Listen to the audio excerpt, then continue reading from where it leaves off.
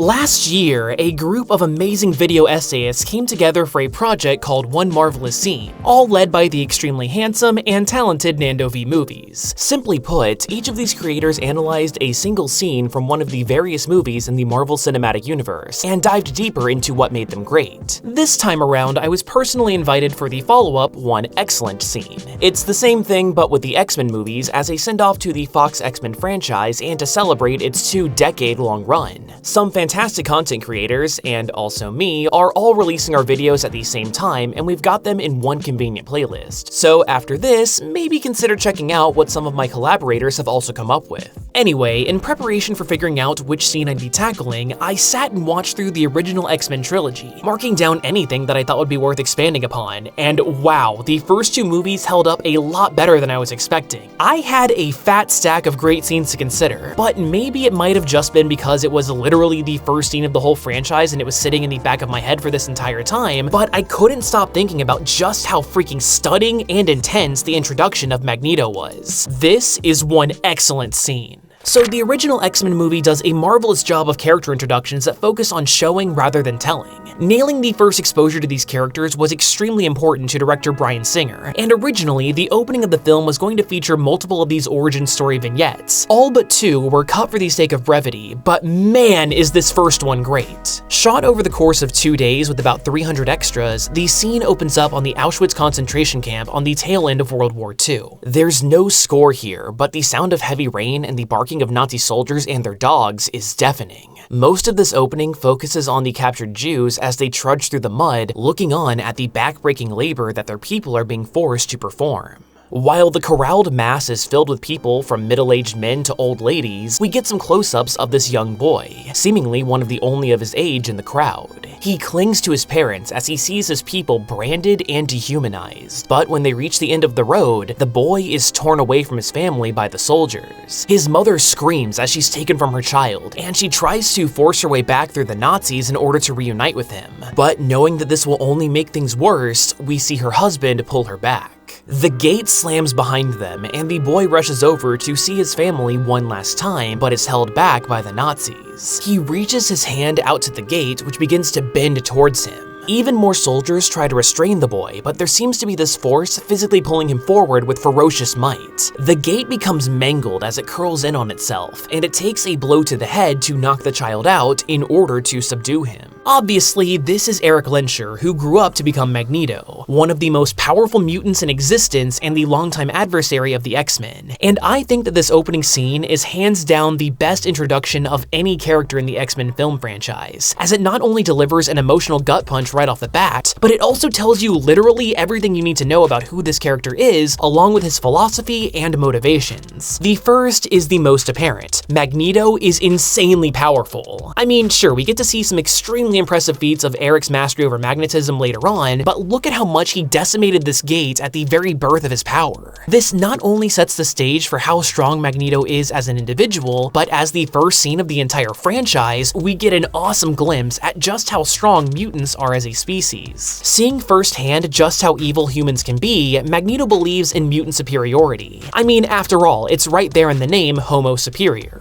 As one of the strongest of his kind, Eric sees the potential of his species every single day. Those soldiers trained in the field of battle, it took 4 of them to barely hold him down when he was just a child. Mutants are without a doubt mightier than any human, and with proper guidance, they could be unstoppable. However, the human regime can't be toppled overnight, and as the existence of mutants becomes common knowledge, their freedoms and way of life get trampled upon by those who hate and fear them. Additionally, the Marvel Comics universe has never had a hard reboot like its competition over at DC. Instead, they implemented a sliding timescale which allows for events to be modernized as they go. As a result, origins for characters like Iron Man and the Punisher get updated by simply changing the war that they were involved in. Well, for Magneto, you really can't do that since, much like Captain America, World War II is integral to his origin. See, this opening scene does a brilliant job of showing why Magneto cares so much about the survival of the mutant race. I mean, not only is it personal because he is a mutant himself, but as a Holocaust survivor specifically, he's lived through the extermination of his race once before, and became radicalized as he saw what happens when people who literally want him dead amass the power and means to do so. Look at how the scene is very monochromatic save for the yellow Star of David on the Jew's clothes. Eric has been othered for his entire life and hated as a result. Contrast this with the philosophy of Charles Xavier. He's the leader of the X-Men, and like Magneto, he's witnessed the marginalization of the mutant race firsthand, but he nonetheless believes in mutant kind peacefully coexisting with humanity. There was a point in time where Charles and Eric worked together towards the goal of protecting mutants, but Magneto's rage and hatred ran so deep that they could never truly see eye to eye. Nazis have become shorthand for the worst evil on the planet, and for good reason.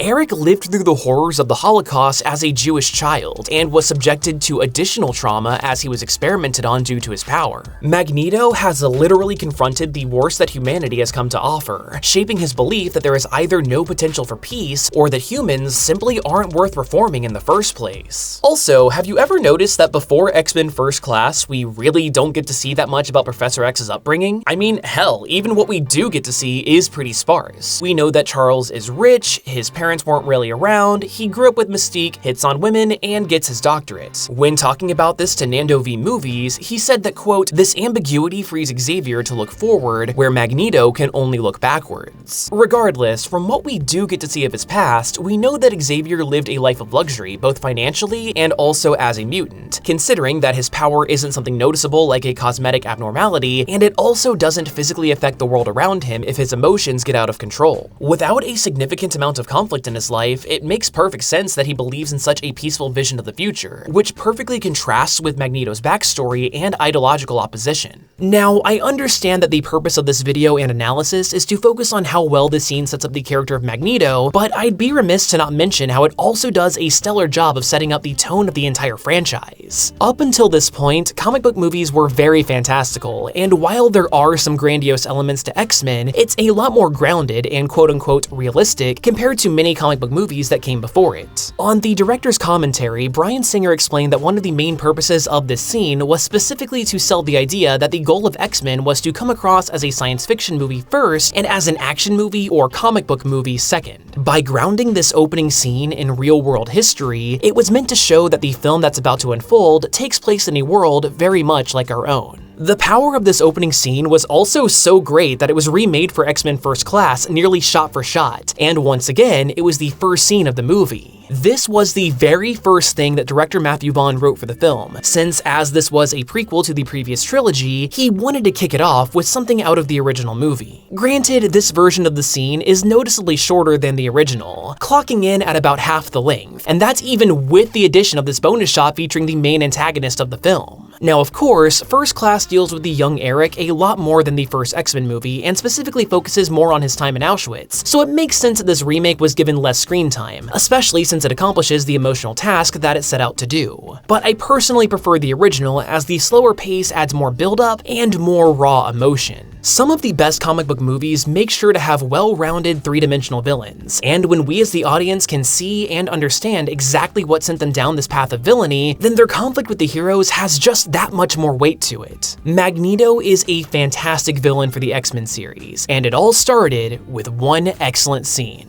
Anyway, I think I've stretched the meaning that I can pull from this short scene as far as I possibly can, but if I missed anything, then please be sure to let me know down there in the comments below. And if you're looking for more X-Men goodness, then don't forget to check out the playlist with all of my collaborators' videos as well. But anyway, I hope you learned at least a little something new, and hopefully, I'll see you next time.